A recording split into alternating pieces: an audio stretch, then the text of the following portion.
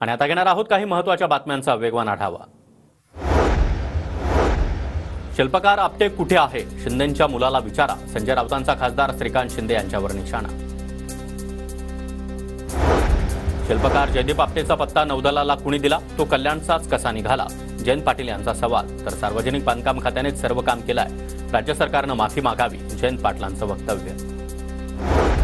नारायण राणेंना वेड लागलाय, संजय राऊतांची टीका। तर तुमच्या राजवटीमध्ये भ्रष्टाचार झाला, खरे शिवभक्त असाल तर तुम्ही रस्त्यावर उतरायला हवं, राऊतांचा निशाणा।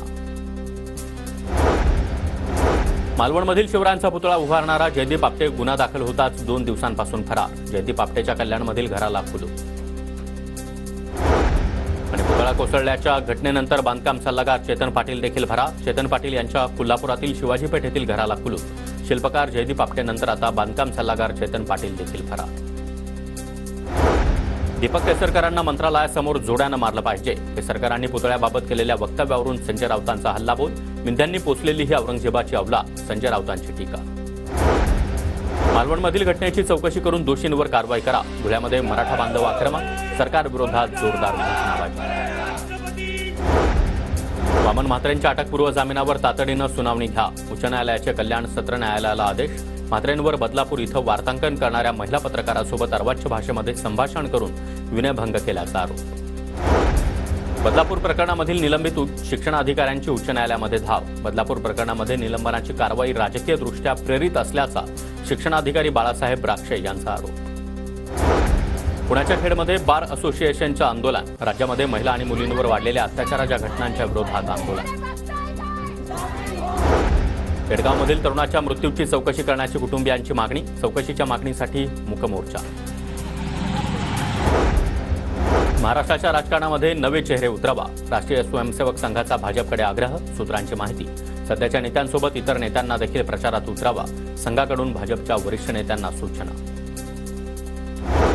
मंत्र्यांचे शासकीय बंगले आणि मंत्रालयातील दालनाच्या दुरुस्तीसाठी 30 कोटींची निविदा। सुधीर मुनगंटीवार, अजित पवार, छगन भुजबळ यांच्या शासकीय बंगल्याचा समावेश।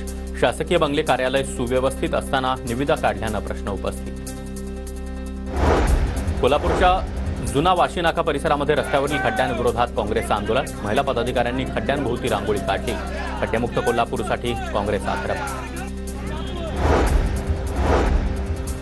4 दिवसांपासूनच्या पावसामुळे धुळ्यातील वलवाडी भोकर इथं कॉलनीमध्ये पाणी शिरलं, तर शेती पिकांचं देखील मोठं नुकसान। आमदार कुणाल पाटील यांच्याकडून वलवाडी, मेहरगाव, नवलाणे आणि गावठी शिवाराची पाहणी।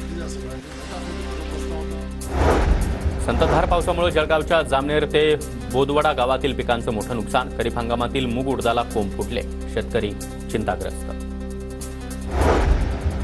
धुळे जिल्ह्यामध्ये मच्छीमार सहकार संस्थेकडून नकाने तलावामध्ये सोडण्यात आलं 4.5 लाख मत्स्यबीज। यामुळे व्यावसायिकांना रोजगार उपलब्ध होणार। जळगावच्या वरणगाव, फेकरी आणि दीपनगर जवळील रस्त्यावर पाण्याचा निचरा होत नसल्यानं नागरिकांचे मोठे हाल।